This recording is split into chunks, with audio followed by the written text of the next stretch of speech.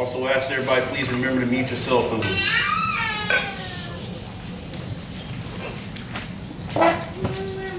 Our Father which art in heaven, Our Father which art in heaven, hallowed be thy name. hallowed be thy name. Thy kingdom come, Thy kingdom come, thy will be done in earth, thy will be done in earth, as it is in heaven. as it is in heaven. Give us this day our daily bread, Give us this day our daily bread, and forgive us our debts, and forgive us our debts, as we forgive our debtors. as we forgive our debtors. And lead us not into temptation, And lead us not into temptation, but deliver us from evil. but deliver us from evil. For thine is the kingdom, For thine is the kingdom, and the power, and the power, and the glory, and the glory, forever. forever. Praise the Lord. Praise the Lord. For he is good, For he is good, for his mercy endureth forever. for his mercy endures forever. Praise the Lord God of Israel. Praise the Lord God of Israel. For he is good, For he is good, for his mercy endureth forever. for his mercy endures forever. The Lord of lords, Lord of lords, the King of kings, King of kings, the mighty one of Jacob, the mighty one of Jacob, and there is no other. there is no other. In Jesus' mighty name we pray. In Jesus' mighty name we pray. Amen. Amen. Today's scripture reading comes from Numbers chapter 3, verse 5 through 8. And the Lord spake unto Moses, saying, Bring the tribe of Levi near, and present them before Aaron the priest, that they may minister unto him. And they shall keep his charge, and the charge of the whole congregation, before the tabernacle of the congregation, to do the service of the tabernacle. And they shall keep all the instruments of the tabernacle of the congregation, and the charge of the children of Israel to do the service of the tabernacle. I just read Numbers chapter 3, verses 5 through 8. May the Lord add a blessing to the hearing, reading, and doing of his word. In Jesus' mighty name we pray. Amen. Amen. Amen. And today, we are going to be blessed with a installation on this issue.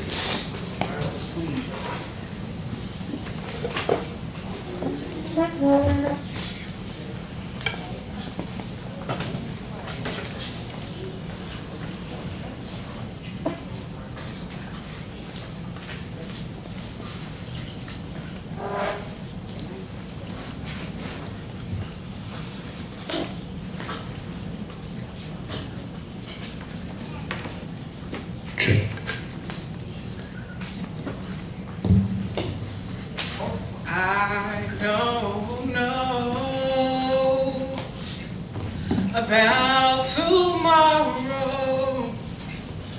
I'll just live from day to day, and I won't borrow from its sunshine, for its skies may turn to gray, and I won't worry about my future, for I know what Jesus said, and today he walked beside me, for he knows what lies ahead.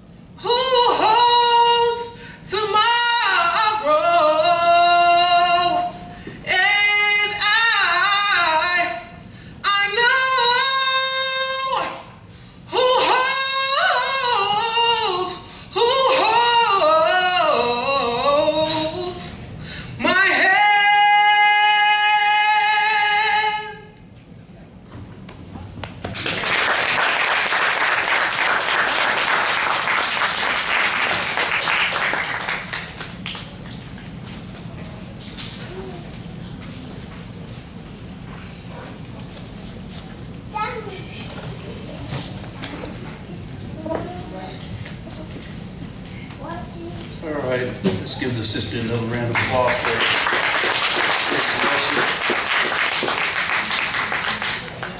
First, I want to say praise to the Most High God of Abraham, Isaac, and Jacob. Peace to everyone who is here, spiritual and physical Israel, as well as those who are watching live on Facebook or YouTube, wherever you may be. Peace to you as well. Glad to be here, as always, on the Lord's Sabbath day. It's an absolute privilege to stand before you, as always. And so happy Sabbath, everybody. Happy Sabbath.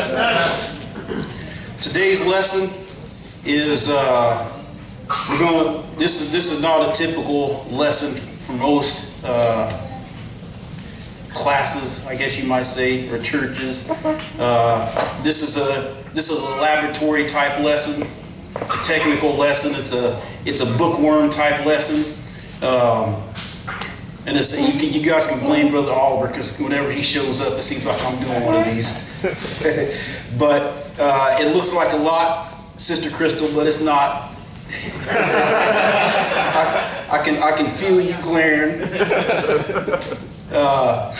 So what I've done with the lesson plan, just to explain the lesson plan. So what we're doing, the lesson is Holy Things Part 2, the Tabernacle. Holy Things Part 1, I broke down the showbread. We showed what the showbread stands for, how it was used, how it was placed, and those things.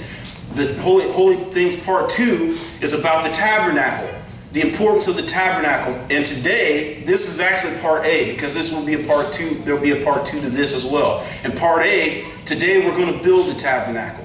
We're going to see the tabernacle built. We're going to see the things that go into the tabernacle.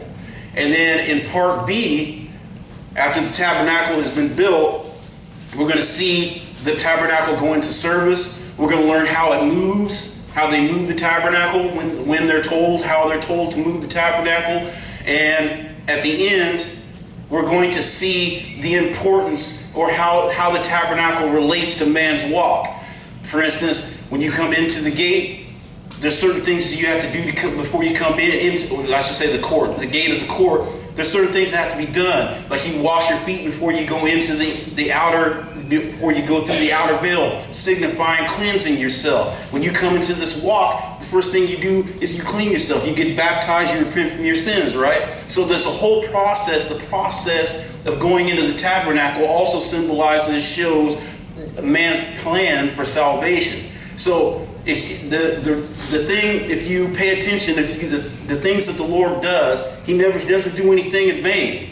And so all these particular items that are in the tabernacle, they all have specific meanings. They all have specific jobs. They all relate to something in particular. Just like in the last lesson, the Holy Things Part 1, the showbread represents Christ. So all these things are very important. Today we're gonna build a tabernacle. It's not as long as it looks. And in the lesson plan, I have broken down. The reason why there's a lot here is because in each of these chapters, I have broken down so that we don't miss any of the items that go into the tabernacle. So it looks like a lot, but it's really it's all probably, 3-4 chapters, 5 chapters at most, I think. So it's not as much there as it looks. So we're going to go ahead and get into this thing. We'll start out Exodus 24, verse 16. Exodus 24 and verse 16. Let me get there.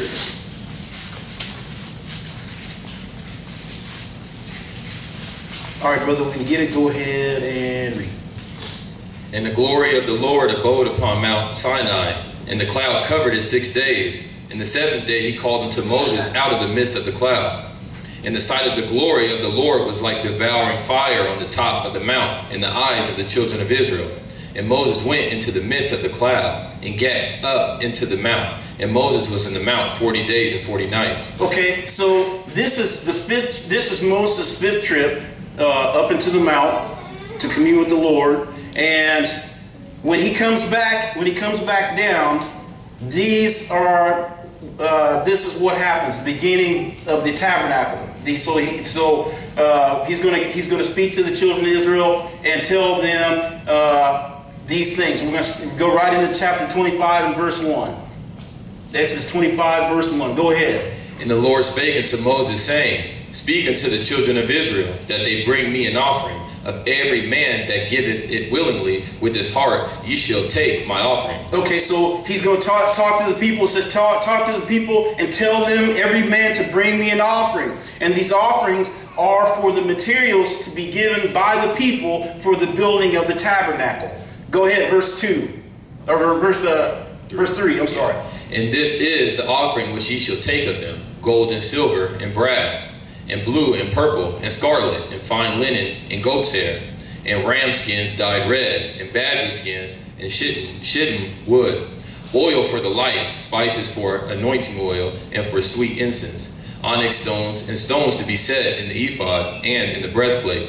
And let them make me a sanctuary, that I may dwell among them. Okay, so all these items he's rattling off here, these are items that they spoiled from the Egyptians when they left Egypt, right? So you imagine these are not just grubby items that they got. These are some of the best items, the best of these stones that they could have, the best of these fine linens and these skins. These skins are some of the good stuff. The shittim wood, oil for light, that olive oil, good burning fuel for fire for the candles and incense that they will be burning. So these are very good items that they are using.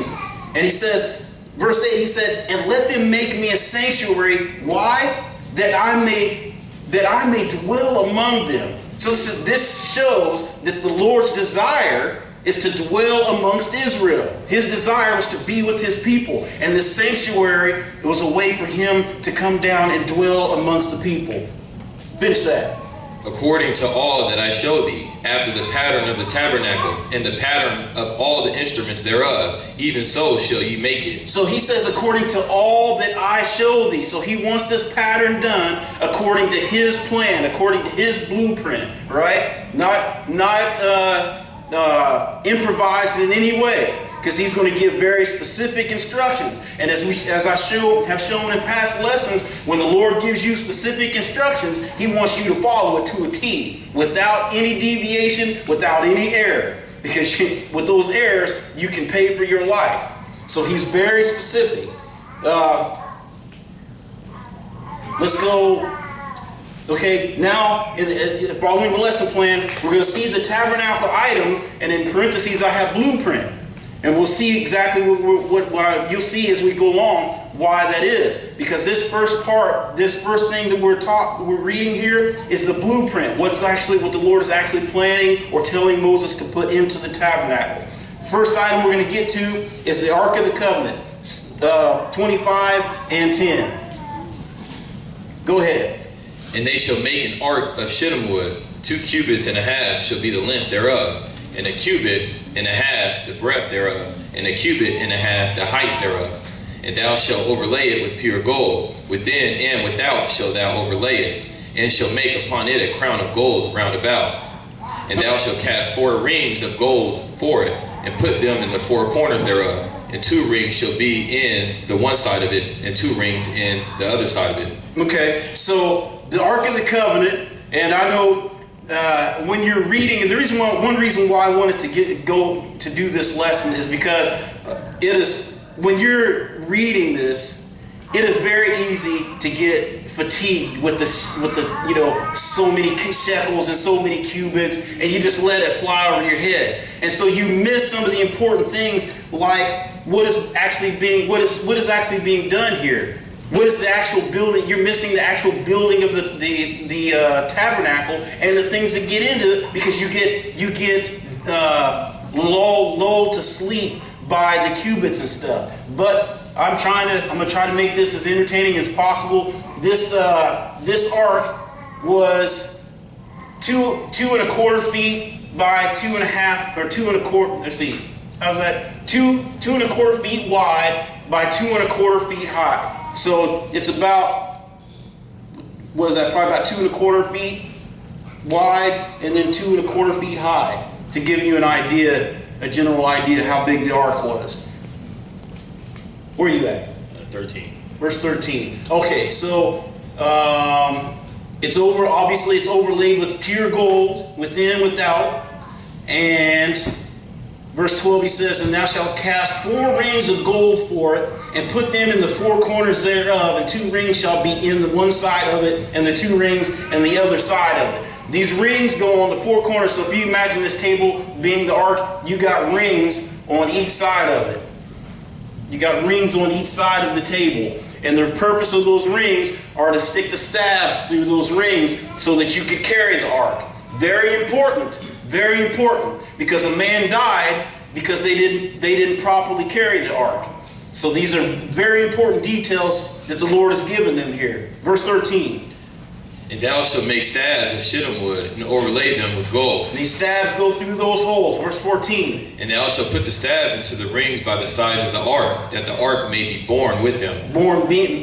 That the ark may be borne with it, meaning carried. The ark may be carried with these staves. Keep going. The staves shall be in the rings of the ark. They shall not be taken from it. Okay, so these staves shall be in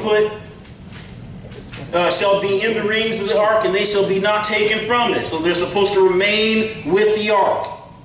Now 16, verse 16, go ahead. And thou shalt put into the ark the testimony which I shall give thee. So the ark, the testimony, he's going to put the tables of stone, the 10 commandments that the Lord gave him, he's going to put those in there. Also, I believe Aaron's rod will eventually go in there. I forget, something else goes in there. It might be the judgments. I think the judgments or something goes in the side. I can't remember exactly. We're not going to read that today, but that's something for another lesson. So this is the ark. Now we go to the mercy seat. Verses 17 through 22 cover the mercy seat. Go ahead. And thou shalt make a mercy seat of pure gold. 2 cubits and a half shall be the length thereof, and 1 cubit and a half the breadth thereof. And thou shalt make 2 cherubims of gold, of beaten work shall thou make them in the 2 ends of the mercy seat. And make 1 cherub on the one end, and the other cherub on the other end. Even of the mercy seat shall you make the cherubims on the 2 ends thereof. And the cherubims shall stretch forth their wings on high, covering the mercy seat with their wings, and their faces shall look one to another. Toward the mercy seat shall the faces of the cherubims be. Okay, so the mercy seat on top of the ark with the 2 cherubims facing each other. So this again being the ark, you have the cherubims sitting on top of it, and I believe it is 2 1/4 feet wide, and what did it say? 3 1/4 feet high or wide by 2 1/4 feet high. So it's about that wide and probably about that high, with the cherubim sitting on top of it. Where you at? 21. 21. Go ahead.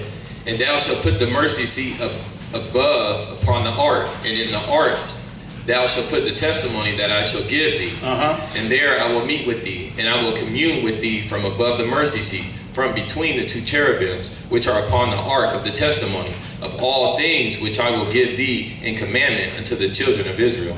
So that is the Ark of the Covenant. And you can see the importance the Ark of the Covenant has right off the bat. It's got the cherubims on top of it. They put the covenant, the testimony, which we know is the Ark, or the covenant, the 10 Commandments, goes into the Ark of the Covenant, signifying it holds the Word. We know that the Ark of the Covenant represents the presence of the Lord. The mercy seat represents the presence of the Lord. The cherubims there to protect it. Whenever you have the cherubims there, usually that also signifies the presence of the Lord. So we can see the importance that this ark has, right? Now, moving on, verse 23 through 30, we are going to show the table of the showbread. The table of the showbread. Verse 23, go ahead. Thou shalt also make a table of shittim wood. 2 cubits shall be the length thereof, and 1 cubit the breadth thereof, and 1 cubit and a half the height thereof. And thou shalt overlay it with pure gold, and make thereto a crown of gold round about. And thou shalt make unto it a border of a hand breadth round about. And thou shalt make a golden crown to the border thereof round about. And thou shalt make for it 4 rings of gold, and put the rings in the 4 corners that are on the 4 feet thereof. Over against the borders shall the rings be for places of the staves to bear the table. Okay, so the table for the showbread, he said the cubit, the breadth thereof, and a cubit and a half, the height thereof. So that's about 3 feet long and a foot and a half wide, 2 1/4 feet high. And then what was the other thing there? And thou shalt make into it a border, a handbreadth. A handbreadth was actually about 3 fingers. So that's about a handbreadth. And the reason why I'm taking the time to explain this, because from the discussion I had with one of the other brothers, you read through a cubit and you have no idea what a cubit is. You see a handbreadth and people have no idea what a handbreadth is. So I figured maybe I can help you out by giving you some illustrations to show you what a handbreadth. The handbreadth would be 3 fingers. Or if you're a whiskey drinker, that'd be 3 jiggers. 1 finger is a jigger. Okay, so where are you at? 28. Verse 28. Okay, verse 26, he says, and thou shalt make for it 4 rings of gold, and put the rings in the 4 corners that are on the 4 feet thereof. So like the Ark of the Covenant, this table also had 4 rings set about it, so that you can carry it by staves. The staves had to be in there. So this let you know, this table obviously is a holy thing. It goes inside the tabernacle. It is also a holy thing. If you don't carry the table like it's supposed to, you'll be killed. The Lord will his terms cut you off from amongst Israel. So the table has to be carried properly, and in Numbers it also tells you who is responsible for carrying that table. Only certain people are allowed to carry the table. Verse 20, where you say you at 28? Yeah. Go ahead. And thou shalt make the staves of shittim wood, and overlay them with gold, that the table may be borne with them. Mm-hmm. And thou shalt make the dishes thereof, and spoons thereof, and covers thereof, and bowls thereof, to cover withal. And pure gold shalt thou make them. And thou shalt set upon the table showbread before me alway. So that is the table of showbread, and all these items that are on there, the staves made of shittim wood, overlaid with gold. You had all the coverings, the dishes thereof, spoons and bowls, and the cover the showbread with, all of that overlaid with pure gold, he says. And thou shalt set upon the table the showbread before me alway. Okay, so now let's go to Leviticus 24. You can keep a bookmark here because I'm coming right back. Leviticus 24. And we've already covered this, so I'm just going to touch on it a little bit. Leviticus 24. We're going to show the showbread also, because it is also a holy thing, and it is also in the tabernacle. So I would be remiss in my duties if I didn't include it in the items of the tabernacle. Leviticus 24. We're going to pick it up at verse 5. Right? Yeah. All right, brother, go ahead. And thou shalt take fine flour, and bake 12 cakes thereof. 2 tenth deals shall be in 1 cake. And thou shalt set them in 2 rows, 6 on a row, upon the pure table before the Lord. And thou shalt put pure frankincense upon each row, that it may be on the bread for a memorial, even an offering made by fire unto the Lord. Every Sabbath he shall set it in order before the Lord continually, being taken from the children of Israel by an everlasting covenant. So you got the showbread. You got 12 loaves actually made, 2 rows of 6 to set on the showbread. Obviously 12 representing the 12 tribes of Israel, set on this table. And how often he say to do this? He said every Sabbath it shall be set in order before the Lord continually. So this is something that is done every single Sabbath day continually. Verse 9. And it shall be for Aaron and his sons, and they shall eat it in the holy place. For it is most holy unto him of the offering of the Lord made by fire, by a perpetual statute. It's okay, for it is, the showbread is most holy, he says. He could have said it's holy, but he said no, it is most holy. This showbread is most holy. And if you remember in Matthew, I forget where that's at exactly, Jesus is talking about when David and his followers went into the temple and they had to eat of the showbread, remember? Because the Pharisees were saying, you know, they were saying, well, look at they're talking about the disciples going through the ears of corn and picking corn on the Sabbath day. And Jesus referred them back to what David did on the Sabbath day when he entered into the temple and ate of the showbread. Because this showbread was most holy, David should have been killed. But the Lord was saying, it's better that a man eat than to starve to death because he doesn't eat of this holy thing. So the Lord was showing him something. So I'll say all that to illustrate how important and how holy this showbread is. We finished that? Okay, so let's go back now to Exodus 25. Everybody with me so far? Indeed. All right. This is kind of some dry stuff, so it's hard to make it very entertaining. But hopefully you're edified by this, so we get something out of it. All right, so back to Exodus 25. We're going to pick it up at verse 31. And now we are at the golden candlestick. We are at the golden candlestick. Verse 31, go ahead. And thou shalt make a candlestick of pure gold. Of beaten work shall the candlestick be made. His shaft and his branches, his bowls, his knops, and his flowers shall be of the same. Okay, so some words here that are used that we aren't really familiar with. He says, what was that? Verse 31, he says, and thou shalt make a candlestick of pure gold. Beaten work shall the candlestick be made. His shaft and his branches, his bowls, his knops. We're not familiar, a lot of us aren't familiar with knops. Knops are like the buds. They're like the buds. So, buds of flowers. The buds on a tree, you understand what I'm talking about? The little buds, okay? So, with these, it says his knops and his flowers shall be of the same. So, on the candlestick are going to be decorations. And these, on the part of the decorations, are buds of flowers. They're buds of the flowers. So that's what the knops are on there. Keep going. 32. And 6 branches shall come out of the sides of it. 3 branches of the candlestick out of the one side, and 3 branches of the candlestick out of the other side. 3 bowls made like unto almonds, with a knop and a flower in one branch, and 3 bowls made like almonds in the other branch, with a knop and a flower. So in the 6 branches that come out of the candlestick. And in the candlestick shall be 4 bowls made like unto almonds, with their knops, with their knops and their flowers. So these are decorations on the bowls, on the candlestick. They're decorations. The knops, the buds of the flowers, and the flowers, they're decorations on the candlestick. Go ahead. And there shall be a knop under 2 branches of the same, and a knop under 2 branches of the same, and a knop under 2 branches of the same, according to the 6 branches that proceed out of the candlestick. Their knops and their branches shall be of the same. All it shall be of one beaten work of pure gold. And thou shalt make the 7 lamps thereof, and they shall light the lamps thereof, that they may give light over against it.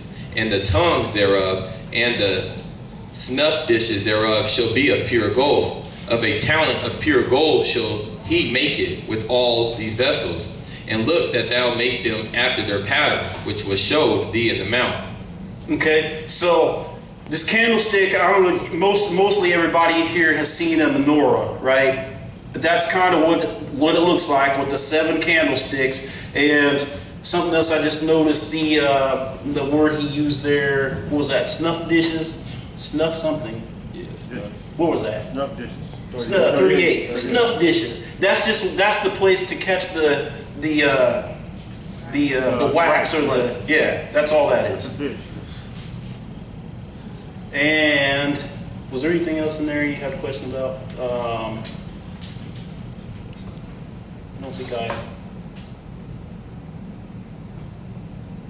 Oh, it says verse 39. He says, of a talent of pure gold shall he make it with all these vessels. So this candle, how heavy do you think this candle was? This candlestick. It's a talent. That's how it get what wild guess from somebody. Remember, it's overlaid with pure gold. How about 80 pounds. How much? 80 pounds. You cheated. That's an educated guess. 70 pounds. Okay. So this candlestick weighs 70 pounds, pure overlaid with gold. 10-pound gold. That's a lot, man.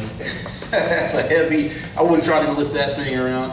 Okay, so moving on. That's the candle. That's the golden candlestick.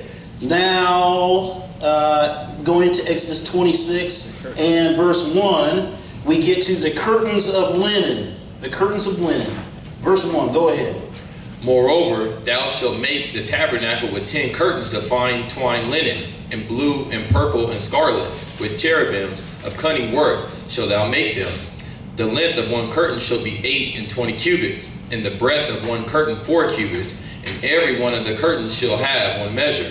The 5 curtains shall be coupled together one to another, and other 5 curtains shall be coupled one to another. Okay, so this curtain is to be made with 10 curtains of fine twined linen, blue and purple. He get blue and purple and scarlet, and it says with cherubims of cunning work. Now I wasn't able to find out. I don't know, maybe Brother Rashad knows. Do you know if that is an image of a cherubim on the curtains? Because I couldn't find out. I don't know. I don't know. I'll keep looking and searching that out. If it was, it seemed a little bit. Well, I won't say odd, but if it's an actual image of the cherubims on the curtain, that's something to know. So moving on, the length of the one curtain shall be 8 20 cubits. I didn't write it down, or did I? 8 20 cubits. Okay, so 42 feet by 6 feet. So it's 42 feet by 6 feet of these curtains, because the tabernacle is, I think, I have to look out as we go through. I think it's like 70 feet, somewhere like 75 feet. So the curtain's going all the way around the side, 42 feet and 6.5 feet high of these curtains. Where you at? Verse 4. Verse 4, come on. And thou shalt make loops of blue upon the edge of one curtain, from the self edge in the coupling. And likewise shalt thou make in the uttermost edge of another curtain, in the coupling of the second. 50 loops shalt thou make in one curtain, and 50 loops shalt thou make in the edge of the curtain that is in the coupling of the second, that the loops may take hold one of another. And even all these loops and all these things mean something, I would imagine, to the Lord, but it's hard to determine exactly what, because when I was doing some research on this, the different scholars argue about the different meanings of these loops, so I just left it alone. Keep going, verse 6. And thou shalt make 50 taches of gold, and couple the curtains together with the taches, and it shall be one tabernacle. Mm-hmm. Okay, so that is the curtains of linen. Now the curtains of goat hair. Curtains of goat hair. Go ahead, verse 7. And thou shalt make curtains of goat's hairs to be a covering upon the tabernacle. 11 curtains thou shalt thou make. The length of one curtain shall be 30 cubits, and the breadth of one curtain 4 cubits, and the 11 curtains shall be all of one measure. And thou shalt couple 5 curtains by themselves, and 6 curtains by themselves, and shalt double the 6th curtain in the forefront of the tabernacle. And thou shalt make 50 loops on the edge of one curtain that is outmost in the coupling, and 50 loops in the edge of the curtain which coupleth the second. And thou shalt make 50 taches of brass, and put the taches into the loops, and couple the tent together, that it may be one. Mm-hmm. And the remnant that remaineth of the curtains of the tent, that have curtains that remaineth, shall hang over the backside of the tabernacle, and a cubit on the one side, and a cubit on the other side of that which remaineth in the length of the curtains of the tent. It shall hang over the sides of the tabernacle on this side and on that side to cover it. Okay, so that was the curtains of goat hairs. Next is the covering of ram skin, and the reason I'm having him to read all through this now, because I'm saving you later. You can thank me later for that. So go ahead, verse where you at? 14. Verse 14. And thou shalt make a covering for the tent of ram skins dyed red, and a covering above of badger skins. So that is the coverings of the ram's skin. Those are the curtains of the linen, the curtains of the goat hair, and the covering of the ram's skins. These are obviously, if you imagine this classroom being the tabernacle without the veil in it, or actually where the door, the back wall and the door is, that could be the inner veil. So the curtains along the sides and over the top, those are the curtains that we just on the inside, because the whole thing is covered by something totally different. But that's what those curtains are. Now, the boards and the sockets. Exodus 26 and verse 15. And I will spare you a little bit of reading here. Exodus 26 and 15. Go ahead. And thou shalt make boards for the tabernacle of shittim wood, standing up. Okay, so these boards, they go along the sides, the beams to hold the curtains up. They're along the side. They said they were, what was that at? 15. So that I'm sparing you the reading of. They're 10 cubits shall be the length of the board. Some of them are 2 tenons and one, and it's a bunch of repeating. You can take your time to go through that on your own time. I know you all will want to do that very thoroughly. So I'm going to go ahead and skip it here, since I know you'll go through tonight and read all that. Skip down to verse 25 and read on. And they shall be 8 boards, and their sockets of silver, 16 sockets, 2 sockets under one board, and 2 sockets under another board. So they have the boards and the sockets, so that you can put the rings through there, or to hold up the curtains. That's what that is. So now, that was the boards and the sockets. Now we move to the outside, excuse me, the outside bars. 26, verse 26. Go ahead. And thou shalt make bars of shittim wood, 5 for the boards of the one side of the tabernacle, and 5 bars for the boards of the other side of the tabernacle, and 5 bars for the boards of the side of the tabernacle for the 2 sides westward. 26, and that was 27. Okay, so that's the outside bars of the tabernacle. The middle bar. The outside bars. That's the bars that will go along the outside of the structure. Those big boards that would go outside. Now you have the middle bar, verse 28. And the middle bar in the midst of the boards shall reach from end to end. Okay, so that is the middle bar. Now, 29, these boards are overlaid with gold. 29, go ahead. And thou shalt overlay the boards with gold, and make their rings of gold for places for the bars. And thou shalt overlay the bars with gold. And thou shalt rear up the tabernacle according to the fashion thereof, which was showed thee in the mountain. Okay. Those are the boards, the middle bars are overlaid with gold. So you can imagine all this gold on the inside, making this tent. This tent, I think Bond calculated the cost of it. And I think, if I remember right, it was like the total cost of this thing, today's money, would be $12 million.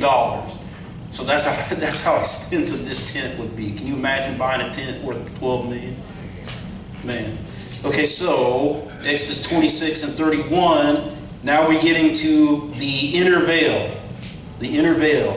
26 and 31. All right, brother, go ahead. And thou shalt make a veil of blue and purple and scarlet, and fine twined linen of cunning work. With cherubims shall it be made. And thou shalt hang it upon 4 pillars of shittim wood overlaid with gold. Their hooks shall be of gold, upon the 4 sockets of silver. It's killing me. I wish I knew what those cherubims, because I know it's not made out of cherubims. I don't know if they put the cherubims on the veil. It's just killing me. But I'm going to try to illustrate, just in case anybody doesn't understand what these veils are, because they are important. So we are looking at the inner veil. The inner veil, obviously that's a curtain, right? Everybody understands that, right? So this would be the inner veil here. And it separates this chamber from this chamber.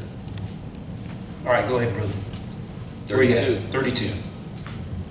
No, 30. Yeah, 33. Verse 33. And thou shalt hang up the veil under the taches, that thou mayest bring in thither within the veil of the ark of the testimony. And the veil shall divide unto you between the holy place and the most holy. So this veil divides the holy place, this chamber, from the most holy place, this chamber. And this most holy chamber, this most holy place, is where the Ark of the Covenant and the mercy seat is at, right? So, a very important distinction. Everybody knows this inner veil. This veil is the one where the veil of the temple rent. Matthew, is that 16? The veil, my memory's so bad. The veil of the temple rent. That is the veil that rent twain. Okay. Where you at? 34. 34. Come on. And thou shalt put the mercy seat upon the ark of the testimony in the most holy place. In this side of the the tabernacle. Go ahead. And thou shalt set the table without the veil, and the candlestick over against the table on the side of the tabernacle toward the south. And thou shalt put the table on the north side. Just to illustrate, so the ark goes on this side, and the table of the showbread is on this side, not in that particular place, but I'm just illustrating all that. The candlestick is on, all those are over here. Showbread, all that is on that side, in the holy place, not the most holy place. All right. Keep going. Okay, so now we're at the outer veil. The outer veil, verse 36. And thou shalt make an hanging for the door of the tent of blue and purple and scarlet, and fine twined linen wrought with needlework. And thou shalt make for the hanging 5 pillars of shittim wood, and overlay them with gold, and their hooks shall be of gold. And thou shalt cast 5 sockets of brass for them. Okay, so the outer veil is for, we know the tent has to have an opening to enter it. So the outer veil is the covering that goes here.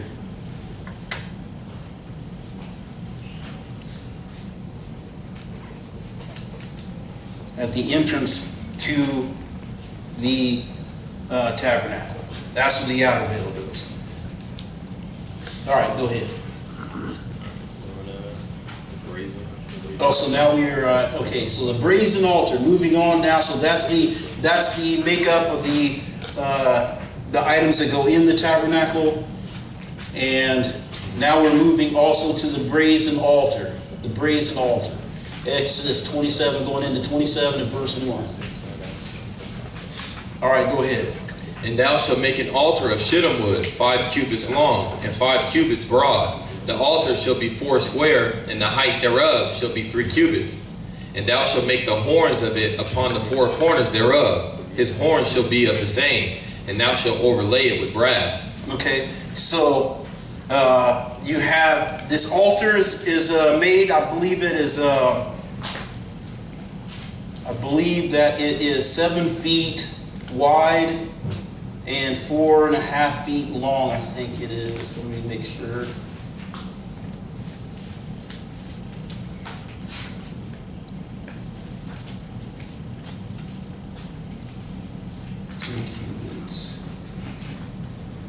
So 7.5 feet by 4.5 feet. So this altar where they will do their burnt offerings is 7.5 feet wide or long and 4.5 feet wide.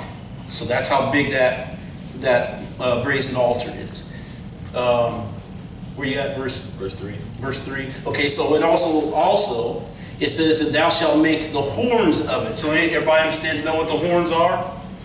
If you were confused about what the horns are, the horns were at the 4 corners, like the candles, the table of the showbread had rings on the 4 corners. Well, this altar has horns that stick out on the 4 corners. Okay. That's what that is. I'm not sure if they're actual bull's horns, but they may have looked like it, but they stuck out on the 4 corners.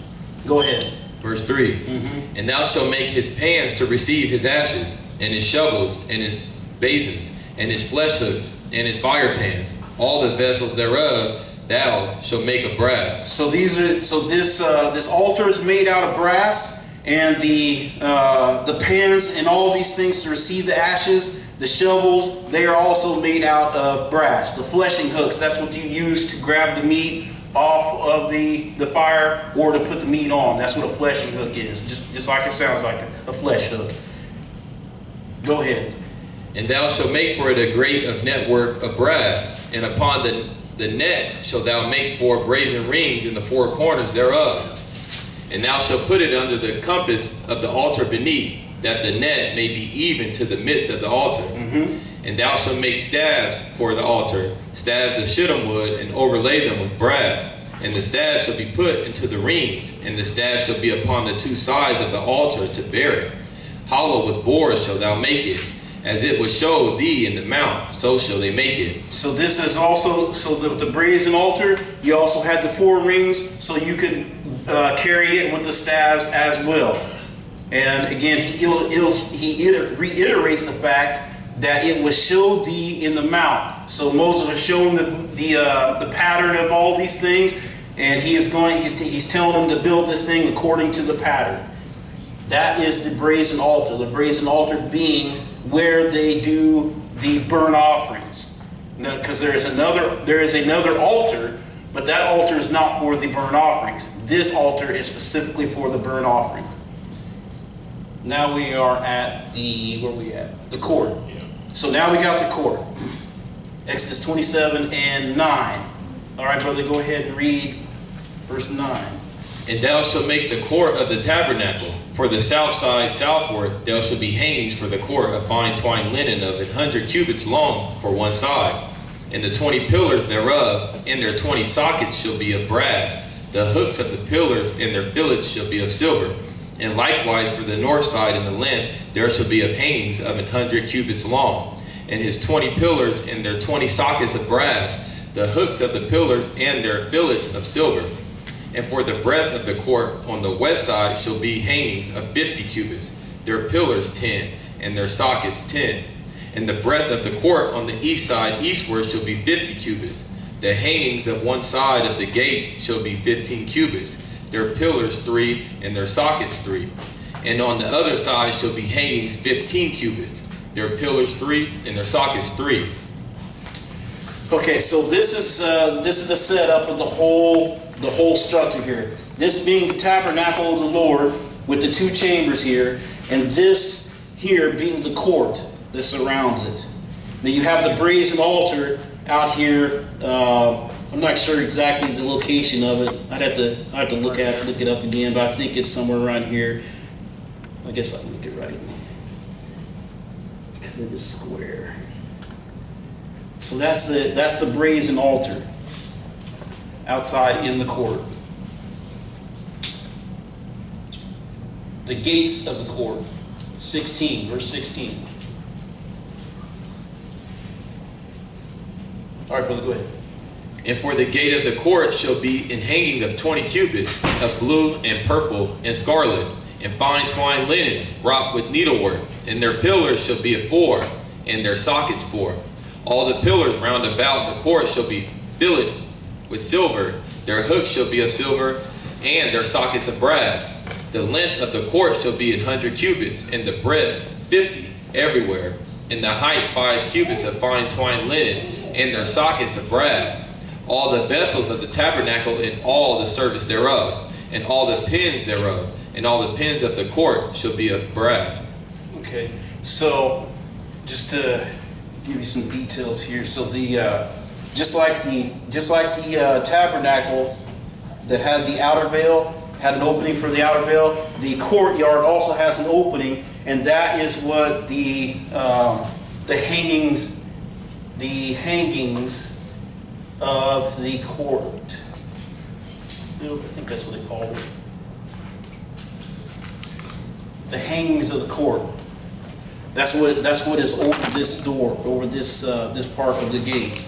So it's a curtain that goes over that. Now this is surrounded by curtains as well. So you got 150 feet It's 150 feet long. That's how long that is.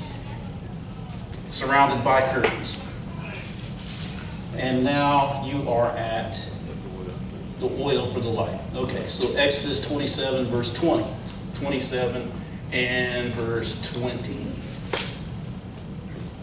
All right, go ahead. And thou shalt command the children of Israel that they bring thee pure oil, olive beaten for the light, to cause the lamp to burn always. In the tabernacle of the congregation without the veil, which is before the testimony, Aaron and his sons shall order it from evening to morning before the Lord. It shall be a statute forever unto their generations on the behalf of the children of Israel. Okay, so now he's talking about the fuel for the light that's to burn continually before the Lord is fueled by this oil, this olive oil. And I have a reference here that says, unripe olives were crushed in the pole and placed in a cloth basket. The oil dripped through the cloth, producing a clear fuel that burned with little smoke, which would be very important if you're burning this inside a tent. You want a fuel that burns with very little smoke, because you can be overcome by the smoke, inside of the enclosed space like that very quickly. So this olive oil was a perfect fuel for that. It burned with very little smoke. Same with the incense, very little smoke. It didn't overcome you. Where are you at? Okay, so yeah, speaking of incense, so now let's talk about the altar, the incense, the altar of incense. Exodus 30, we're going to Exodus 30, and we're going to pick it up at verse 1.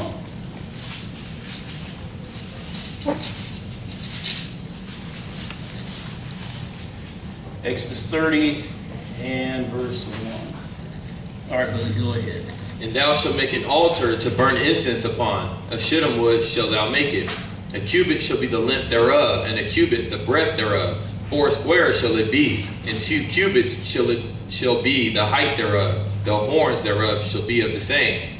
And thou shalt overlay it with pure gold, the top thereof and the sides thereof round about, and the horns thereof. And thou shalt make unto it a crown of gold round about. So this altar of incense, this altar actually goes inside the tabernacle, and it like the brazen altar, it also has horns on the 4 corners of it, and it's not built the same as the brazen altar. It's more like the podium, like this podium. It's built more like this. I believe. Let me see. It says 3 feet high, and 1.5 feet long and wide. So pretty close to this, pretty close to the same size as this altar, or this podium. So that's what the incense altar looks like. Where you at? Verse 4. Verse 4, go ahead. And 2 golden rings shalt thou make to it under the crown of it. By the 2 corners thereof, upon the 2 sides of it shalt thou make it. And they shall be for places for the staves to bear it with them. So it has two places for the staves also, and the importance of that obviously is so that you can carry the altar, because remember this tabernacle, although it's made of pure gold and it has a lot of moving parts, a lot of working parts to it, is meant to be moved. It's meant to be packed up, and it's meant to be carried. It's meant to be moved regularly. So he's making sure that these provisions are in place. Go ahead. And thou shalt make the staves of shittim wood, and overlay them with gold. And thou shalt put it before the veil that is by the ark of the testimony, before the mercy seat that is over the testimony, where I will meet with thee. So it says, and thou shalt put it before the veil. So it's to go before the inner veil. The inner veil is supposed to go before the inner veil. What verse is that? Now 6. Okay. And thou shalt put it before the veil that is by the ark of the testimony, before the mercy seat that is over the testimony, where I will meet with thee. So this veil is very close to the mercy seat, separated from the, did I say veil? This altar is very close to the mercy seat, separated by the veil. And I believe it's Revelations, lets you know that the incense is like prayers to the Lord. So it's very close to the mercy seat. These prayers, these incense are very close to the mercy seat. That's the significance of that. Verse 7. And Aaron shall burn thereon sweet incense every morning. How often? Every morning. So this is done every morning, just like your prayers. You should do your prayers every morning. 3 times a day you should do this. Go ahead. When he dresses the lamps, he shall burn incense upon it. Uh-huh. And when Aaron lighteth the lamps at even, he shall burn incense upon it. Uh-huh. A perpetual incense before the Lord throughout your generations. A perpetual. So this incense is to be burned to perpetually, without or continually throughout your generations. He says. And what is it? I forget. Paul says, how often should you pray, or how much should you pray? Pray without ceasing, right? So these incense are burning continually. Your prayers should be without ceasing. Keep going. Verse 9. Ye shall offer no strange incense thereon, nor burnt sacrifice, nor meat offering, neither shall you pour drink offering thereon. Okay, this is a very important point here.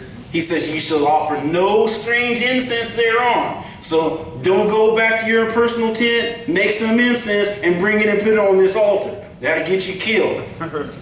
He says, no burnt sacrifice on this altar, no meat offering on this altar, neither shall you put your drink offering on this altar. It is strictly for the incense. Strictly for the incense. Because you know, if you deviate from this direct commandment here, just like when Aaron's sons, Nadab and Abihu, lit the incense with strange fire, they was killed, right? This altar, the fire from this altar is supposed to come from the brazen altar. That's the fire that they use to light the incense here. That would be anything else, any other fire to light this would be strange fire, which would have gotten you killed. Very specific information. Verse 10. I give you that. So if we are all fortunate to make it into the Lord's kingdom when the temple is built, and it becomes your job to do this, then you know what you have. You say, Brother Travis told me I can't light this with some other fire. Just so y'all know. You're welcome. Where you at? Verse 10. Verse 10, come on. And Aaron shall make an atonement upon the horns of it once in a year with the blood of the sin offering of atonement. So on the Day of Atonement, he's talking about the Day of Atonement. When they do the animal sacrifice for your sins, Aaron is supposed to come in once and sprinkle blood on this altar, the incense altar, to make atonement for your sin. So start from the top of that again.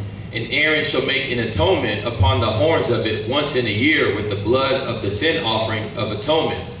Once in a year shall he make atonement upon it throughout your generations. It is most holy unto the Lord. Mm-hmm. And the Lord spake unto Moses, saying, when thou takest the sum of the children Okay, so I'm sorry. So that's the altar of incense. Are we still going here? 30? We're at 17? No, going to 16. Okay, going to 16. All right, go ahead. I lost myself. Verse 11. And the Lord spake unto Moses, saying, when thou takest the sum of the children of Israel after their number, then shall they give every man a ransom for his soul unto the Lord. When thou numberest them, that there be no plague among them, when thou numberest them. Okay, so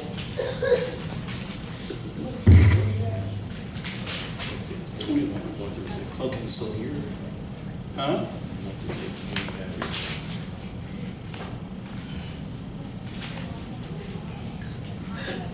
Pardon me, folks. I'm in the. Oh, so you just read 12. Okay. Okay, all right. So you're at 12. So I made a mistake in that. Stop at 10. No, I don't think so. Let me see here. 1 through 16. 30. Well, I'm in the wrong. Yeah, that's right. Alternate is this one. Okay, so yeah. Huh? Okay, yeah, I meant to stop at 10. All right. So at 10. And now I need you to skip to 17. I think, let me make sure.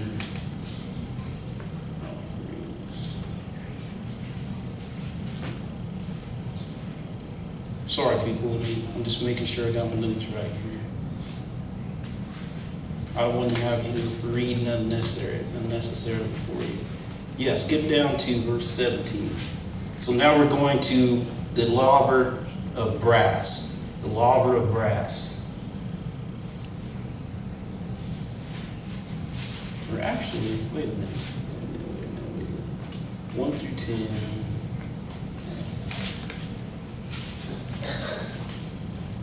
I got 1 through 16. And then 7. Okay, yeah, no, that's right. You're okay. So you're at start at verse 11. My fault. Sorry, people. I'm straight now. All right. 30 and 11. Go ahead.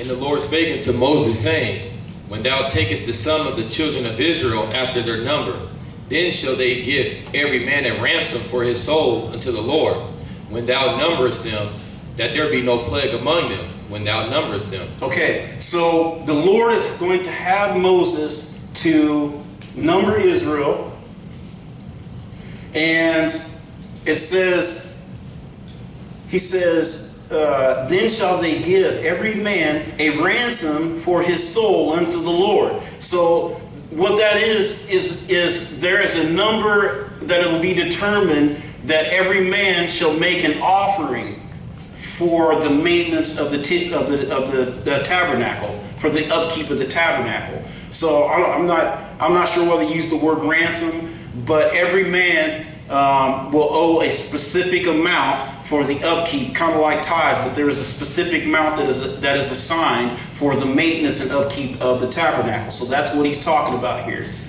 That there, and he's obviously he is very serious about this, because he says that there be no plague among them when thou numberest them. Verse 13. This they shall give every one that passeth among them that are numbered half a shekel after the shekel of the sanctuary. A shekel was 20 gerahs, and a half shekel shall be the offering of the Lord. Everyone that passeth among them that are numbered.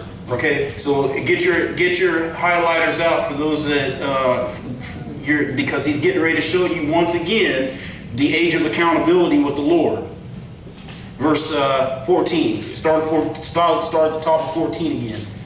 Everyone that passeth among them that are numbered from 20 years old and above shall give an offering unto the Lord. So if you're 20 years older and above, you are required to give this ransom. Verse 15. The rich shall not give more, and the poor shall not give less than half a shekel, when they give an offering unto the Lord to make an atonement for your souls. And thou shalt take the atonement money of the children of Israel, and shall appoint it for the service of the tabernacle of the congregation, that it may be a memorial unto the children of Israel before the Lord, to make an atonement for your souls. Okay, so every man is required to pay this ransom, and it's half a shekel. I think it said a half a shekel, and I think when I calculated that out, that would have come to the equivalent of 2 days wages for Israel, for the grown men, or the people. I think it says men. I think only men only had to do this. So it was equivalent of about 2 days wages for this ransom that had to be paid. Okay, so now verse 17. Now we are at the laver of brass. Verse 17. All right, go ahead. And the Lord spake unto Moses, saying, Thou shalt also make a laver of brass, and its foot also of brass, to wash withal. And thou shalt put it between the tabernacle of the congregation and the altar, and thou shalt put water therein. Okay, so I heard, one of the times when we were, in our break, and how we get together and we have discussions about things. I heard somebody talking about this. What is a laver? A laver is simply a basin, full of water, and this laver of brass is used to wash your hands or your feet. And it says, "And thou shalt put it between the tabernacle of the congregation and the altar." So it goes between the tabernacle of the congregation, the tabernacle, and the outside altar. So it probably goes somewhere in here, I'd imagine, before you enter into the actual tabernacle.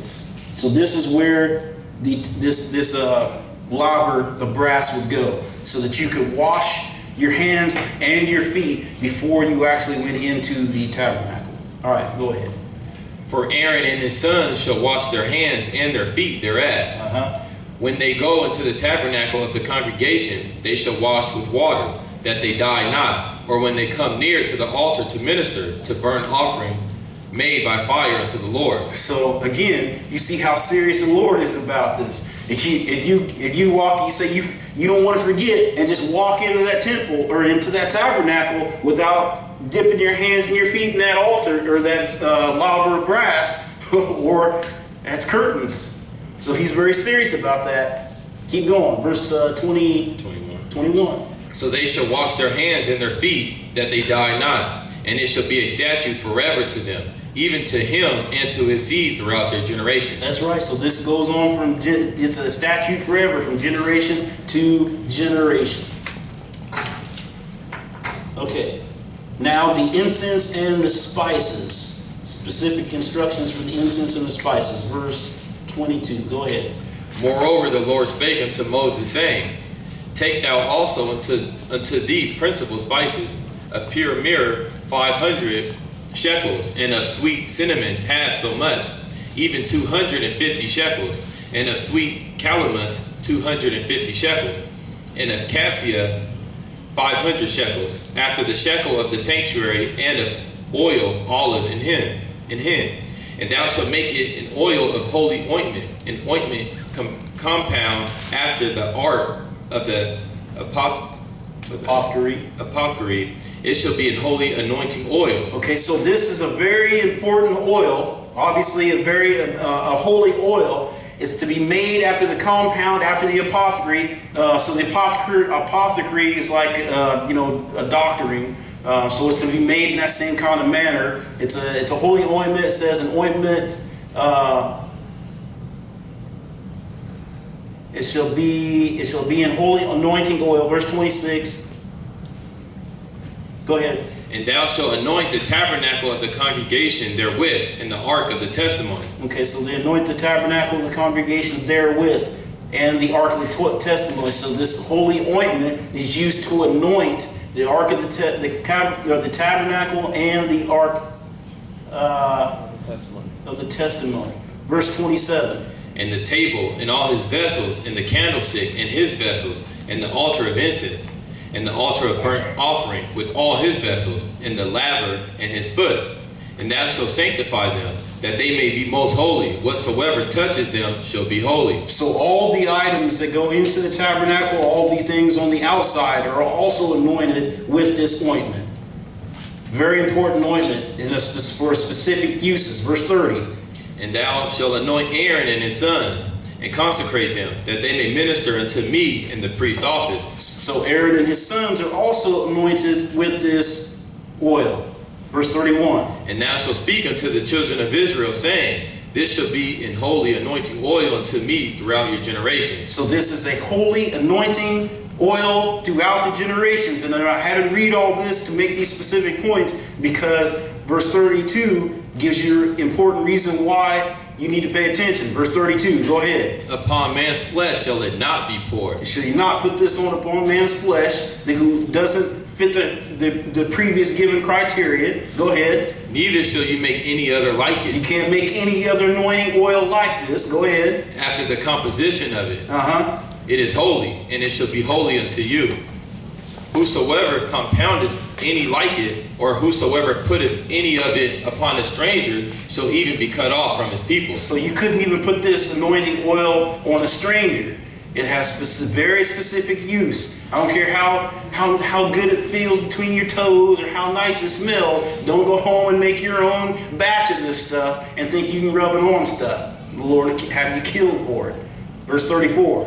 And the Lord said unto Moses, Take unto thee sweet spices, stack, and ancha, and galbanum, these sweet spices with pure frankincense, of each shall there be a like weight.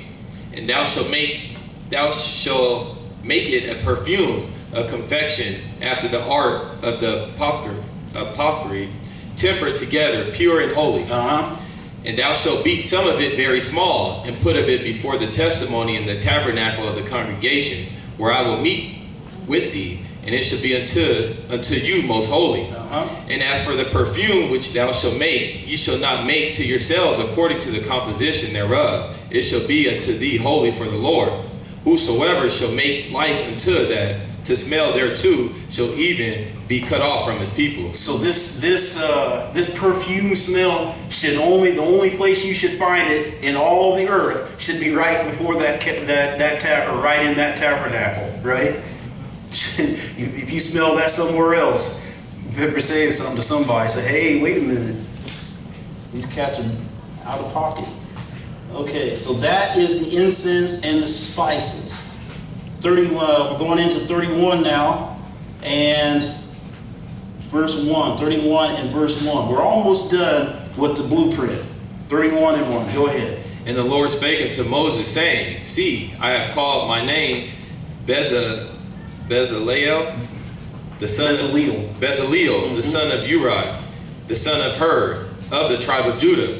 And I have filled him with the Spirit of God, in wisdom, and in understanding, and in knowledge, and in all manner of workmanship, to devise cunning works, to work in gold, and in silver, and in brass. Okay, so the Lord says, I have called Bezaleel, the son of Uri, the son of Hur, of the tribe of Judah. So Bezaleel being from the tribe of Judah, and he says, I have filled him with the Spirit of God in wisdom and understanding and in knowledge. So Bezaleel, obviously he didn't already have the knowledge necessary to do the task that he's being called for. So the Lord filled him with the spirit of wisdom and knowledge so that he would be able to perform these tasks.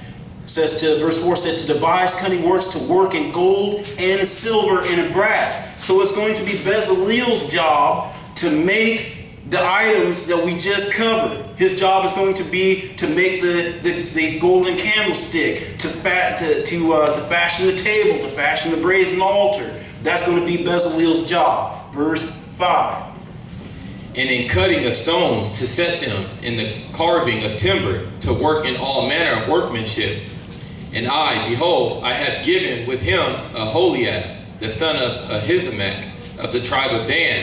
And in the hearts of all that are wise-hearted I have put wisdom, that they may make all that I have commanded thee. So he's given him some helpers. Aholiab, the son of Ahisamach, of the tribe of Dan, and to help him. So, and he's also, the Lord has also put it in his heart to fill him with wisdom and knowledge so that he can fulfill the job specifically according to the pattern. Verse 7. The tabernacle of the congregation, and the ark of the testimony, and the mercy seat that is thereupon, and all the furniture of the tabernacle, and the table and his furniture, and the pure candlestick with all his furniture, and the altar of incense, and the altar of burnt offering with all his furniture, and the laver and his foot, and the cloths of service, and the holy garments for Aaron the priest, and the garments of his sons to minister in the priest's office, and the anointing oil, and sweet incense for the holy place, according to all that I have commanded thee, shall they do. That's right. So according exactly to the plan, that is what they're going to do. That is the workmen. Those are the workmen who will do the task of building this tabernacle. Let's jump back to Exodus 28 and verse 1. Exodus 28 and verse 1. And we're to finish up the items that go into the tabernacle. The priest. Exodus 28 and verse 1. When you get that, brother, go ahead and read. And take thou unto thee Aaron thy brother, and his sons with him, from among the children of Israel, that he may minister unto me in the priest's office, even Aaron, Nadab, and Abihu, Eleazar, and Ithamar, Aaron's sons. So these are the priests. These are the individuals who go into the tabernacle to do the service of the Lord. Aaron being the only one who was allowed to come on the other side of this veil, the inner veil. He's the only one that's allowed over here. And he's only allowed over here once a year, one time a year. That is on the Day of Atonement. That's the only day he's allowed over there. Any other time would get him cut off, because God is not a respecter of persons. He would cut him off in a minute. So those are all the items that will go into the tabernacle. Now let's go into Exodus 29 and pick it up at verse 38. 29 and 38. Going back to the altar,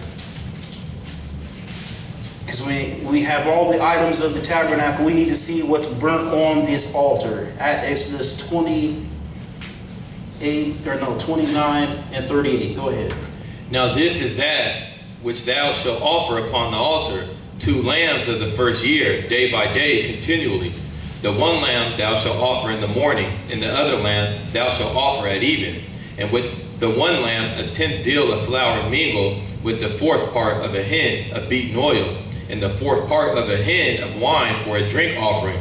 And the other lamb thou shalt offer at even, and shall do thereto according to the meat offering of the morning, and according to the drink offering thereof, for a sweet savor, an offering made by fire unto the Lord.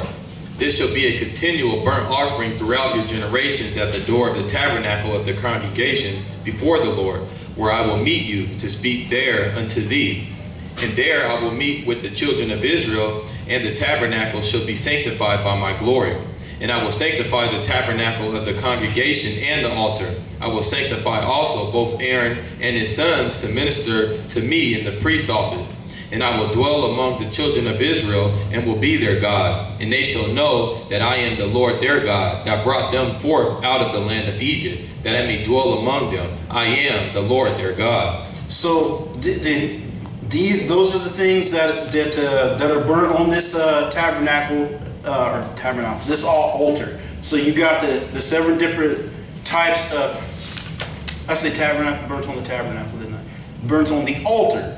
So you got seven actual different sacrifices that go onto that are burnt on the altar. You got the sin offering, peace offering, burnt offering, meat offering, trespass offering,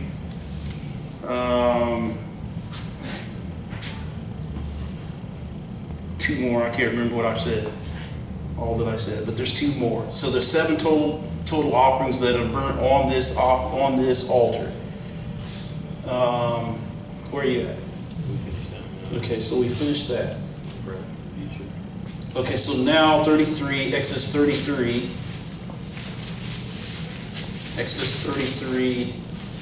and verse 1.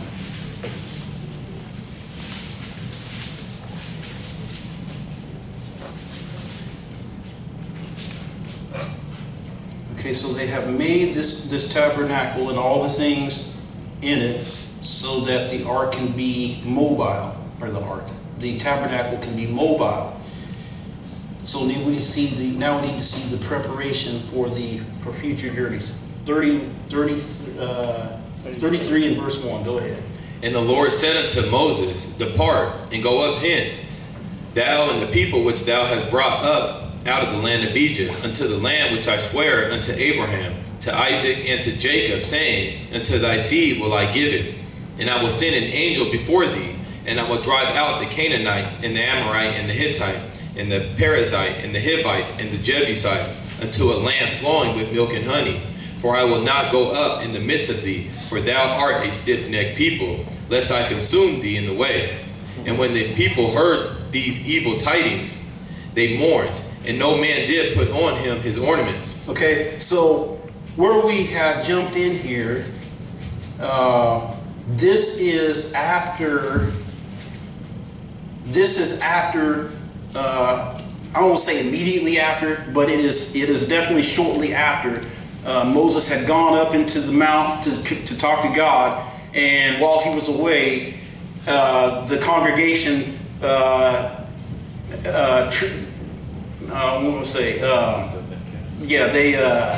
They persuaded Aaron. That's where I'm looking for. They persuaded Aaron to build the golden calf.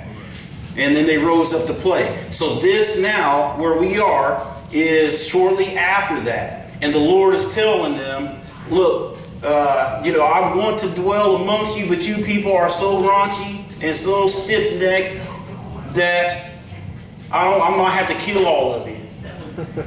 So where were you? Okay, so we're at 5. So he's telling them, I heard when the people heard these evil tidings, they mourned, and no man did put on him his ornaments. So they took off the earrings, didn't put any more of that on, because that just got them in trouble. So they're done with that.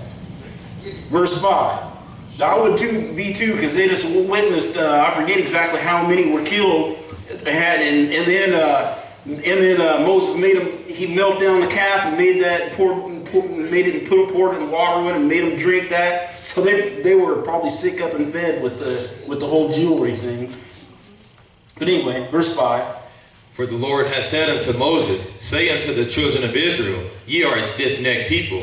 I will come up into the midst of thee in a moment and consume thee. He says, look, you don't act right, I'm going to come up in an instant and consume you. I'm going to kill you right now. And there's no mercy here. He's not showing any mercy. And to see, this is the thing is, people forget that the Lord is like this, because we live in this time now where he is very long suffering, and he doesn't want us to perish, right? But when he comes back, he's going to go right back to this, ruling with the rod of iron.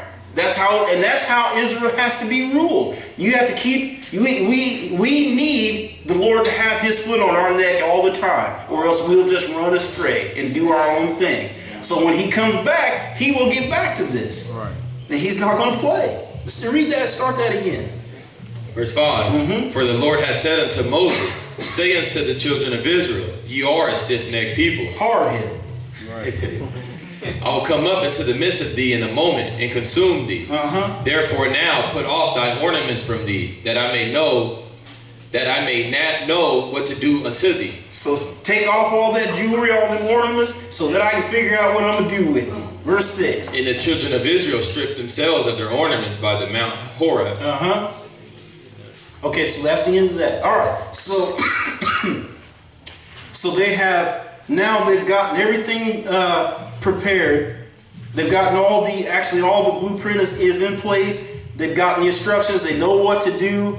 And now let's go to Exodus 33 and 7, because now while the ark, they don't actually have the tabernacle, but they do need a place where things can be performed. So now we're going to see a temporary tabernacle built. Verse 7. Go ahead. And Moses took the tabernacle and pitched it without the camp, afar off from the camp, and called it the tabernacles of the congregation. Okay, so he's taking this tent or this tabernacle, a temporary, not this one, this is the blueprint of the actual, but he's taking a temporary and placing it outside of the congregation of the tabernacle, because the setup, once this is built, you're going to have tribes. You're going to have a set number of tribes, 3 tribes on each side of the tabernacle, with the total of 12 tribes. So you got 4 sides. You got 3 tribes on each. So what Moses is doing, he's taking this temporary tabernacle outside of the setup of the tents that are built. He's taking that tent and he's setting up this temporary tabernacle, and he calls it a tabernacle of the congregation. It's not the tabernacle of the Lord, it's the tabernacle of the congregation, a temporary setup. Go ahead. And it came to pass that every one which sought the Lord went out unto the tabernacle of the congregation, which was without the camp. Verse 8. And it came to pass, when Moses went out unto the tabernacle, that all the people rose up and stood every man at his tent door and looked after Moses until he was gone into the tabernacle. Okay, so Moses would go out to this tabernacle outside of the camp, and it came to pass that everyone sought the Lord, went out unto the tabernacle of the congregation to seek the Lord. And this is where they would go to talk with Moses, to get word from the Lord on what to do with certain matters. Thank you. Verse We at 9? No, yeah. Okay, right, verse 9, read that. And it came to pass, as Moses entered into the tabernacle, the cloudy pillar descended and stood at the door of the tabernacle. And the Lord talked with Moses. Okay, so when Moses went to this tabernacle, this cloud of pillar come down from the sky and descended upon the tabernacle. It descended upon the tabernacle. And it says that it was at the pillar descended and stood at the door of the tabernacle. So Moses couldn't be seen through the door because that cloud was standing at the door of the tabernacle. Verse 10. And all the people saw the cloudy pillar stand at the tabernacle door. And all the people rose up and worshiped, every man in his tent door. Because this is the Lord communing with Moses, and they recognize that. They recognize what this stood for. Verse 11. And the Lord spake unto Moses face to face. He did what? Spake unto Moses face to face. And this is how Moses communed with the Lord. He's through this tabernacle. He spoke with them face to face. He spoke with the Lord face to face as what? As a man speaketh unto his friend. So this is going to show you Moses wasn't exactly, an average Joe. He was that close to the Lord. But go ahead. And he turned again into the camp. But his servant Joshua, the son of Nun, a young man, departed not out of the tabernacle. So, important to know here, Joshua, who was also at the tabernacle, it says that the son of Nun, a young man, departed not out of the tabernacle. So when Moses left the tabernacle, Joshua stayed in there. Now, I'm not given any I could not find any real clear reason why Joshua stayed there. I think since we know Joshua was a fighting man, he was there for security, to make sure that nobody else came into that tabernacle when Moses or anybody else is away. So he stood guard. That would be my reckoning for it.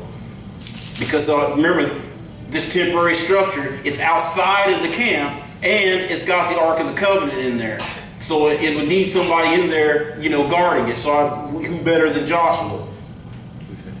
Okay, so we finished that. All right.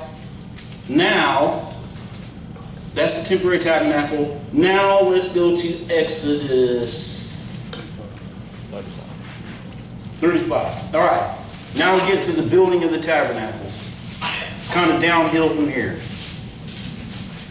And we haven't been at this very long. Crystal. Exodus 35, and pick it up at verse 4. 35 and verse 4. So now we're getting to the building of the tabernacle of the Lord. 35 and verse 4. All right, brother, go ahead. And Moses spake unto all the congregation of the children of Israel, saying, This is the thing which the Lord commanded, saying. Okay, so this is the thing that the Lord commanded, saying. Go ahead. Take ye from among you an offering unto the Lord.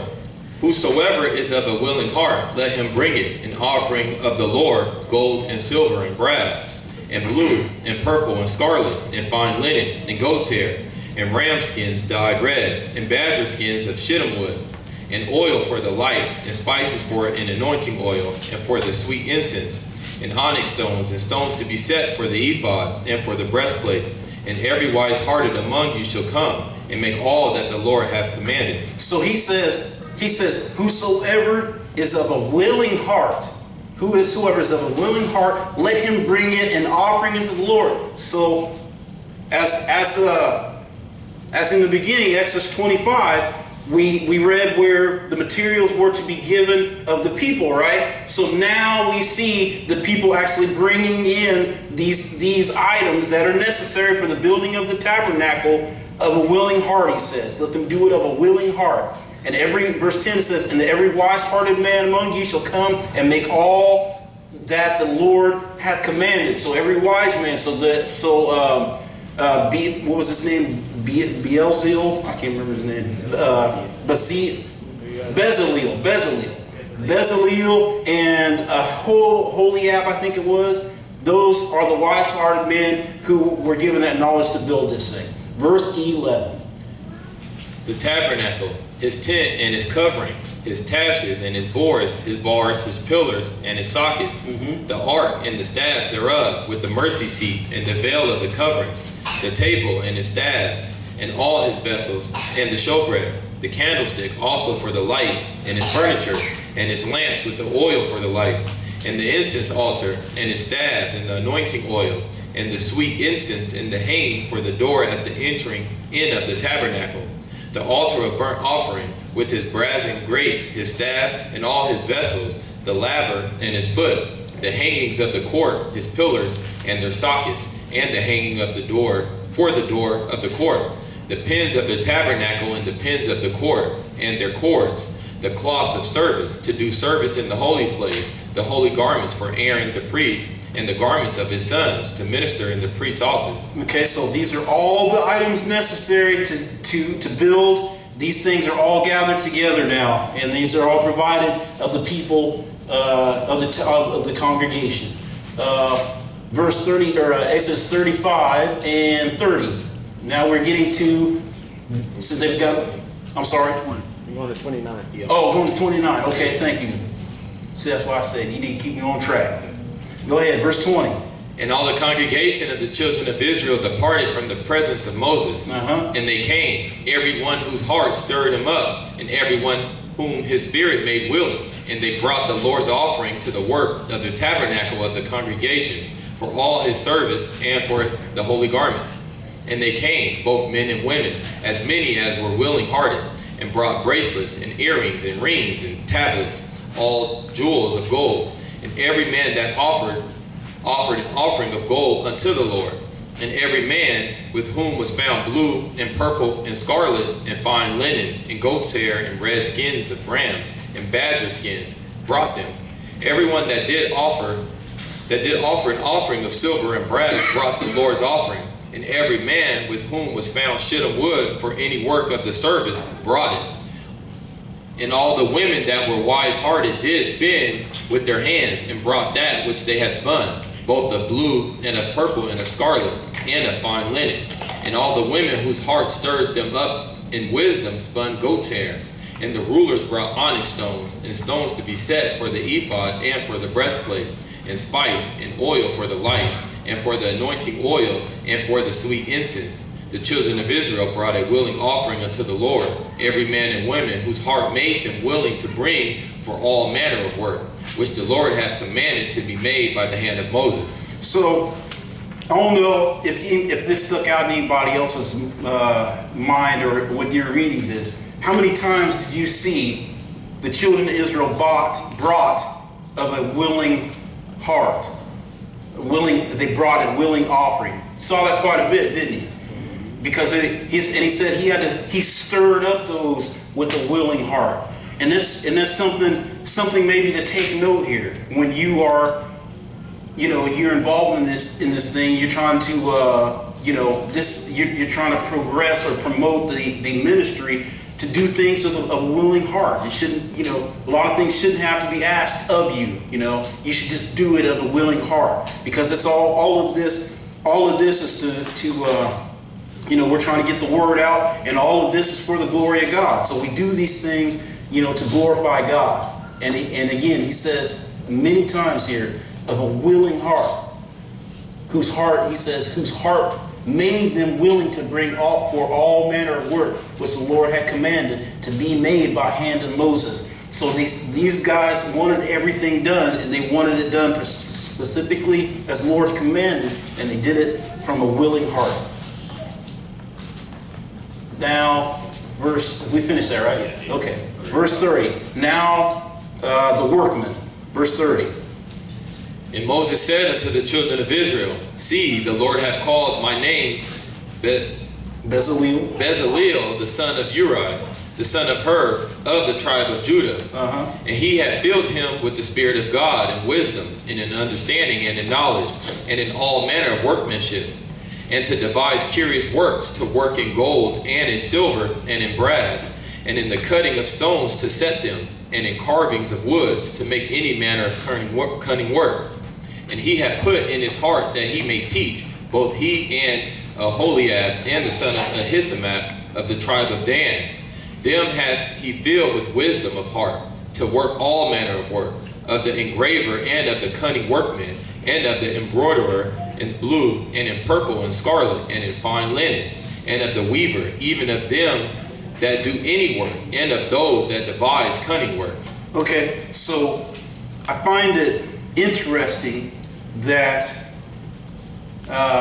this is not like a duplicate of what we already read. I find it interesting, kind of similar to the blueprint that is given in Genesis 1 in creation.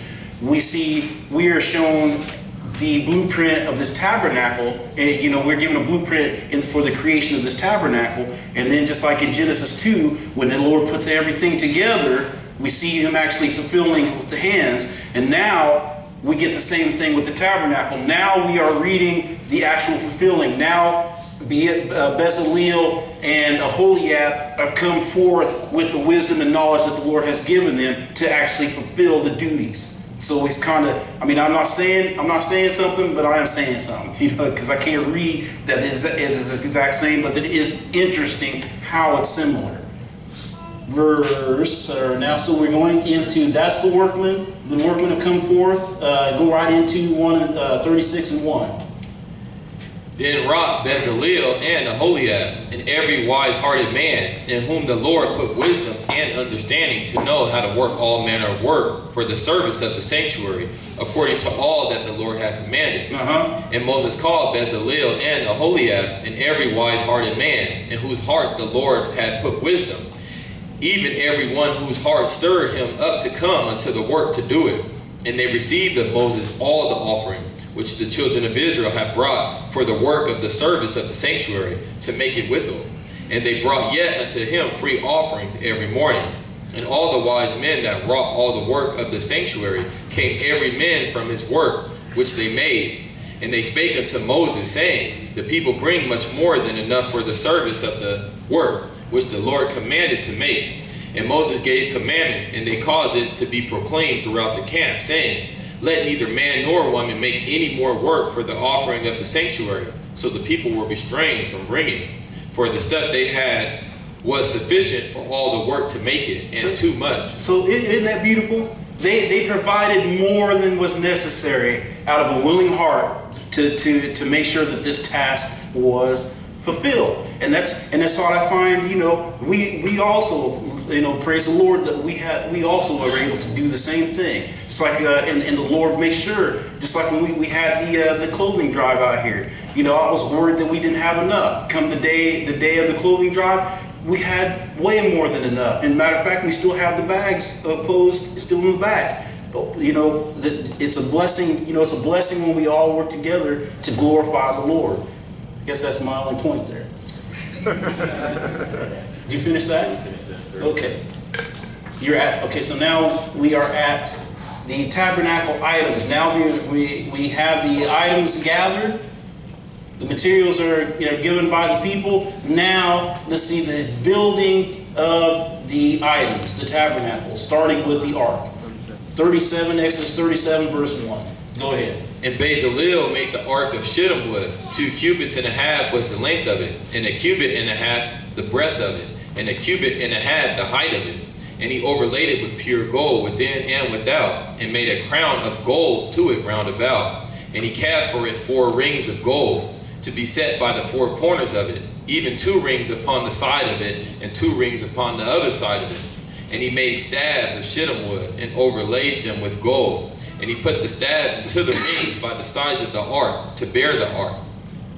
Okay, so that first thing that was built is the Ark of the Covenant. Kind of like when the Lord came down and gave the commandments, the first thing he did was introduce himself to Israel. I'm the Lord thy God that brought thee out of the land of Egypt. And then he told them, this is how you serve me. He gave them the commandments on how to serve him. First thing he has them do after they build the material or gather the materials is build his presence. Build the thing that's going to signify his presence. Introducing him, kind of like introducing himself into the children of Israel. Verse 6. Now we see the mercy seat. Go ahead, verse 6. And he made the mercy seat of pure gold. 2 cubits and a half was the length thereof, and 1 cubit and a half the breadth thereof. And that is the mercy seat. Now, skip down to verse 10. Verse 10, the actual building not the blueprint anymore. We're in the building of the table of the showbread. 37 and 10. Go ahead. And he made the table of shittim wood. 2 cubits was the length thereof, and the cubit the breadth thereof, and the cubit and a half the height thereof. Okay. Now skip down to verse 17. The actual building of the golden candlestick. And he made the candlestick of pure gold. Of beaten work made he the candlestick. His shaft and his branch, his bowls, his knops, and his flowers were of the same. Okay. Skip down.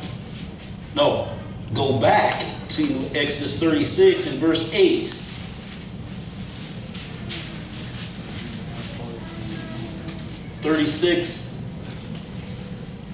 And verse 8.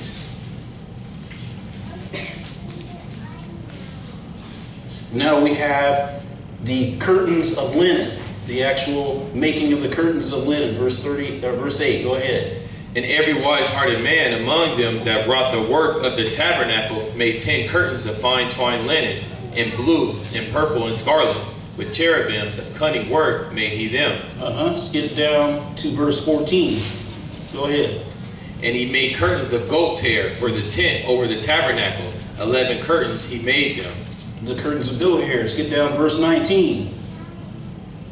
And he made a covering for the tent of ram skins dyed red, and a covering of badger skins above that. Verse 20. The boards and the sockets. And he made boards for the tabernacles of shittim wood, standing up. Okay, so that's the boards and the sockets. I'm just showing it, just reading it, because in Hebrews they say, well, you can't read that. Here's the building. That was the boards and the sockets. 36. Skip down to verse 31. Read that. And he made bars of shittim wood, 5 for the boards of the one side of the tabernacle. Okay, and then you notice I'm skipping down, so I saved you a whole lot of reading because he already read that in the blueprint. Most of that's already, we already read in the blueprint. So you're welcome. Well done. Well done. Okay, so now we're at the middle bars, Exodus 36 and 33. Now one more, no, we're got another page, right? Yes. 36, 30, where you at? 33. And he made the middle bar to shoot through the boards from the one end to the other. So that's the middle bar. 34. Skip down to skipping. Next is the overlay of gold. They overlaid those boards and sockets with gold. Verse 34. Go ahead. And he overlaid the boards with gold, and made their rings of gold to be places for the bars, and overlaid the bars with gold. Okay, the inner veil, verse 35.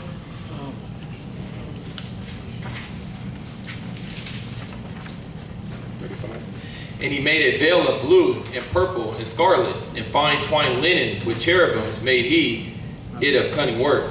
Man, I wish I knew about the cherubims. Verse 37, skip to 37. The outer veil.